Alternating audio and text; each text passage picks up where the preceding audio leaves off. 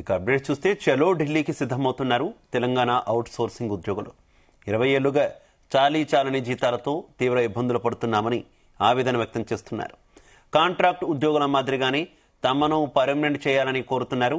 గత ప్రభుత్వం తమను మోసం చేసిందని, ప్రతిపక్షంలో ఉన్నప్పుడు రేవంత్ రెడ్డి, భట్టి విక్రమార్క తమను పర్మనెంట్ చేస్తామని హామీ ఇచ్చారని, వారి హామీని నిలబెట్టుకోవాలని కోరుతున్నారు. 5 నెలలకు ఒకసారి జీతాలు వస్తున్నాయని ఆవేదన వ్యక్తం చేశారు. మరింత సమాచారాన్ని మా బ్యూరో చీఫ్ నరేందర్ అందిస్తారు. అవుట్సోర్సింగ్ ఉద్యోగుల సమస్య మరింత జటిలమవుతున్నటువంటి పరిస్థితి. ఉమ్మడి రాష్ట్రంలో కూడా వీళ్ళు వేలాది మంది వర్క్ చేయగా ఇప్పుడు తెలంగాణ వచ్చిన తర్వాత కూడా గడిచిన 11 ఏళ్లుగా కొన్ని వేల మంది మళ్ళగా కొత్తగా యాడ్ అయినటువంటి పరిస్థితి. ఇప్పుడు రాష్ట్రంలో దాదాపు 2 లక్షల మందికి పైగా ఎంప్లాయీస్ ఉన్నారు. 3-4 కేటగిరీ కింద ఇప్పుడు రాష్ట్ర వ్యాప్తంగా వివిధ డిపార్ట్మెంట్లో దాదాపు 50 పైగా డిపార్ట్మెంట్లో వాళ్ళు వర్క్ చేస్తున్నారు. వాళ్ళు రీసెంట్గా ధర్నా చౌక్లో వేలాది మందితో నిర్వహించారు. అది రాష్ట్ర ప్రభుత్వాన్ని కూడా అల్టిమేటం జారీ చేసినటువంటి పరిస్థితి. దాని తర్వాత ఒక కార్పొరేషన్ ఏర్పాటు చేస్తామని చెప్పారు, వివిధ రకాల హామీలు గుప్పించారు. కానీ మాకు షావే చేరడం అని చెప్పి వాళ్ళు ఆందోళన వ్యక్తపరుస్తున్నటువంటి పరిస్థితి ఉంది. మన దగ్గర అవుట్సోర్సింగ్ సంబంధించినటువంటి ఎంప్లాయీస్ అధ్యక్షుడు లక్ష్మయ్య గారుతో పాటు వివిధ సిబ్బంది కూడా ఉన్నారు. వాళ్ళతో మాట్లాడించే ప్రయత్నం చేద్దాం. మీకు ప్రధానమైనటువంటి డిమాండ్ ఏంటి? మొన్న ధర్నా చౌక్ తర్వాత ప్రభుత్వం నుంచి ఎట్లాంటి స్పందన వచ్చింది? ఇప్పుడు ఏంటి? మేము గత 2 సంవత్సరాల నుండి అంతకుముందు కూడా ప్రజాప్రభుత్వం రాకముందు కూడా అనేక రకాలుగా ప్రభుత్వానికి సహకరించిన వాళ్ళు గవర్నమెంట్ రాముందుకు వాళ్ళు ఏం చెప్పారంటే, ఈ రాష్ట్రంలో ఏజెన్సీలను మేము తీసేస్తాం, మీకు ఒక ఉద్యోగ భద్రత ఇస్తాం, కార్పొరేషన్ ఏర్పాటు చేస్తామని చెప్పి ఇప్పుడున్నటువంటి అందరూ నాయకులందరూ చెప్పడం జరిగింది. మరి ఇప్పుడు గవర్నమెంట్ వచ్చి 2 సంవత్సరాలు దాటింది, ఇలా 3వ సంవత్సరంలో పోతా వాళ్ళు. కానీ ప్రతి సంవత్సరం కూడా మళ్ళీ ఏజెన్సీలనే తీసుకొస్తా ఉన్నారు. ఈ రోజు ఏజెన్సీలు నెలకు కొన్ని 200 నుంచి 300 కోట్ల రూపాయల కుంభకోణం మా మీద జరుగుతుంది. అనేక రకాలుగా తెలియజేస్తా ఉన్నాం. మేము ఈ రోజు మనుషుల మీద జిఎస్టీ కడుతున్నారని చెప్తున్నాం. మేము అనేక నివేదికలు ఇచ్చినాం. మీరు 2 కమిటీలు వేశారు. శివశంకర్ ఐఎస్ఆర్ కమిటీ, ఐఏఎస్ ఆఫీసర్లో కమిటీ వేశారు. Naveen Mittal sir IAS officer కమిటీలు వేస్తే కూడా మేము కమిటీకి నివేదికలు ఇచ్చినాం. మీ నివేదికలు తెప్పించినా కూడా ఈ యొక్క అవుట్సోర్సింగ్ విధానాన్ని, కార్పొరేషన్ విధానాన్ని పక్కన పెట్టి మళ్ళీ మీరు మొన్న మార్చి ఏప్రిల్ నుంచి కూడా మళ్ళీ ఏజెన్సీలను తీసుకొస్తారు. అంటే మీరు ఖచ్చితంగా ఏజెన్సీల దగ్గర నుంచి మీకు ఎటువంటి ముడుపులైనా ముట్టుండాలని చెప్పి మేము తెలియజేస్తా ఉన్నాము. దానికి వ్యతిరేకంగానే మొన్న ఇందిరా పార్క్ వేదికగా వేల మందిలతోనే మేము ఇందిరా పార్క్ వేదికగా ధర్నా చేసినాము. మీరు అయినా కూడా ఇంకా ధర్నా జరిగి 1 మంత్ ఎంత శాలరీస్ వస్తున్నాయి? వాస్తవానికి ఏజెన్సీలకు ఎంత అమౌంట్ పోతుంది? మీకు పడే అమౌంట్ ఏ రకంగా ఉండబోతుంది? ఇక్కడ మనం చూస్తా ఉంటే జియో నెంబర్ 60 ప్రకారం 3 కేటగిరీలు ప్రభుత్వం విభజించింది గత ప్రభుత్వంలోనే. ఇప్పుడు 15,600 ఒక కేటగిరీ, 19,500, 22,000 చిల్లర కేటగిరీ. వీళ్ళందరికీ కూడా మనం ఇక్కడ చూస్తే గవర్నమెంట్ ఏజెన్సీలకు 22,000, 27,000, 37,000 రూపాయలు ఏజెన్సీలకు వస్తున్నాయి. ఇక్కడ చూడండి మా చేతికి 13,000, 17 అంటే ఒక్కొక్కరికి 8,000-9,000 రూపాయలు ఇక్కడ తేడా ఉంది. ఏంటి తేడా అంటే జిఎస్టీ కడుతున్నారు. ఏజెన్సీలకు 18%, 4%, 6% ఎలవెన్స్లు కడతా ఉన్నారు.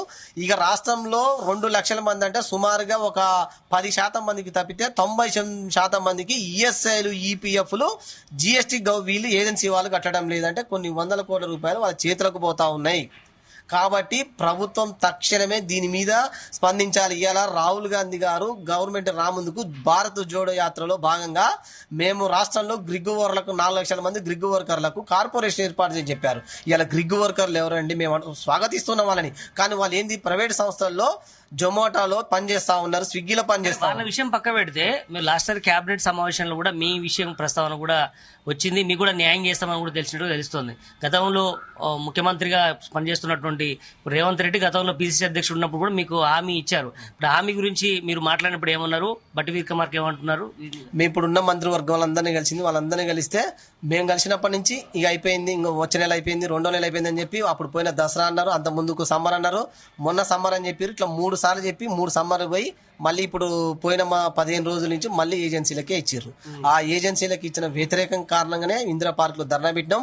ఇంకొక విషయం ఏంటంటే మళ్ళీ వీళ్ళు ఏజెన్సీలు ఏం చేస్తున్నారంటే, వీళ్ళు ఏం చేస్తున్నారంటే ఉద్యోగస్తులు తీసేస్తా ఉన్నారు. ఇవాళ ఆ డిగ్రీ కాలేజీలలో 33 మందిని తీసేసారు. నిన్న ఇరిగేషన్ డిపార్ట్మెంట్ లో 55 మందిని తీసారు. ఒక్కొక్కరు 15 సంవత్సరాల నుంచి పనిచేస్తారు. వాళ్ళకి చిన్న చిన్న పిల్లలు ఉన్నారు. వాళ్ళు ఇలా కుటుంబాలు ఎక్కడికి పోవాలి? 55 మందిని తీసేశారు.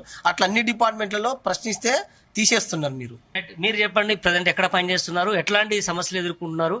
ఇప్పుడు నేను HNWS లో చేస్తాను ఇక్కడ వాటర్ వర్క్స్ లో. మాకు ఇక్కడ ఏంటంటే ఇప్పుడు మాకు 18,000 చిల్లర రిలీజ్ చేస్తున్నాం అని చెప్పేసి అంటున్నారు, కానీ మాకు వచ్చేది 13,000 చిల్లర. దాంట్లో కూడా 150 రూపాయలు ఇన్సూరెన్స్ కట్ చేస్తున్నారు. ఇంకొకటి ఇప్పుడు కొత్త విధానంగా టెండర్ లో పర్సంటేజ్ విధానం తీసుకొస్తున్నారు. దాంట్లో కూడా తీసుకొచ్చి ఇప్పుడు ఫ్రీ వాటర్ స్కీమ్ కింద పెట్టాము. ఇక్కడ పెట్టడం వల్ల రెవెన్యూ అనేది రాదు. బోర్డు లాస్ లో ఉందని చెప్పేసి మాకు జీతాలు తక్కువ చేస్తా అంటే కాదు కదా. గవర్నమెంట్ అనేది ఆర్టీసీకి ఫ్రీ మహిళలకు ఏదైతే బస్సు ఫ్రీ అంటున్నాం, ఉచిత బస్సు అని చెప్పేసి ఆర్టీసీ వచ్చేసి లాభంలో ఉంది అంటున్నారు. మరి ఇప్పుడు ఇదే HNWS కూడా జలమండలి కూడా ఫ్రీ బిల్ ఇచ్చినప్పుడు గవర్నమెంట్ రిలీజ్ చేస్తుంది కదా, అంటే బోర్డు కూడా లాభంలో ఉన్నట్టే కదా. కానీ మా పోటాలను ఎందుకు ఒక డిపార్ట్మెంట్ వదిలేద్దాము, మొత్తం దాదాపు 50 డిపార్ట్మెంట్ చేస్తూ మీకు ESI PF కట్ అవుతున్నాయా ఎట్లా? లేదండి, సమయాన్ని ఇప్పుడు మొన్న కూడా ఒక పుస్తకానికి పాము గరిచింది. దాని ESI వచ్చేసి లాస్ట్ టైం ఒక కార్డు ఉంటుంది, నెంబర్ ఉంటుంది. మళ్ళీ కొత్త ఏజెన్సీ రాగానే కొత్త నెంబర్ ఇస్తారు. దానివల్ల ఏమైందంటే ESI అనేది చక్కగా ఇంప్లిమెంటేషన్ అయితే లేదు. దానివల్ల ఇప్పుడు మొన్న హార్ట్ అటాక్ వచ్చింది, తను కూడా పోదామని చెప్పి అంటే ఆ నెంబర్ ఏది ఉందో కూడా మాకు ఆ నెంబర్లు కూడా ఇవ్వరు. ఆ నెంబర్లు ఇవ్వకపోవడం వల్ల ఇప్పుడు ఎమర్జెన్సీ టైంలో మాకు ఇబ్బంది అయిపోతుంది. ఇంకొకటి ఏంటంటే ఇప్పుడు ఇక్కడ ఏదైతే ఇప్పుడు గవర్నమెంట్ కార్పొరేషన్ ఏర్పాటు చేసేస్తా అన్నది, దాన్ని అన్ని రకాలుగా మాకు యూజ్ అవుతుందని చెప్పేసి కమిటీలు వేసిరు, రిపోర్ట్ రెడీ ఉంది అంటున్నారు.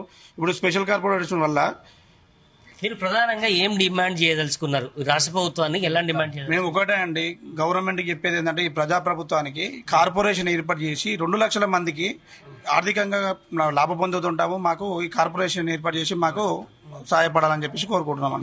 మొత్తానికి తమకు ఆత్మహత్యలే శరణం అన్నటువంటి పరిస్థితి ఉంది. దాదాపు 10-15 సంవత్సరాలుగా ఒకే డిపార్ట్మెంట్లో పనిచేస్తూ కేవలం 10-15 వేల ఉద్యోగాల కోసమే మేము ఇంతకాలం పనిచేయాల్సి వస్తుంది. అది కూడా ఎప్పుడు ఉద్యోగం తీసేస్తారో తెలియని పరిస్థితిలో ఉంది. గత ప్రభుత్వం కూడా కాంట్రాక్ట్ వాళ్ళని, అవుట్సోర్సింగ్ వాళ్ళను ఎంప్లాయీస్గా గుర్తిస్తామని చెప్పింది. గత ప్రభుత్వం మోసం చేసింది. ఈ ప్రభుత్వం కూడా నాన్ సూట్ ధోరణి సరైనది కాదు, లేదంటే మేము ఢిల్లీకి వెళ్ళి ఖచ్చితంగా అక్కడనే వాళ్ళ అధిష్టానం దగ్గర మొరపెట్టుకుంటామన్నటువంటి భావన వాళ్ళని చెప్తున్నారు. కెమెరా పర్సన్ తేజతో నరేందర్.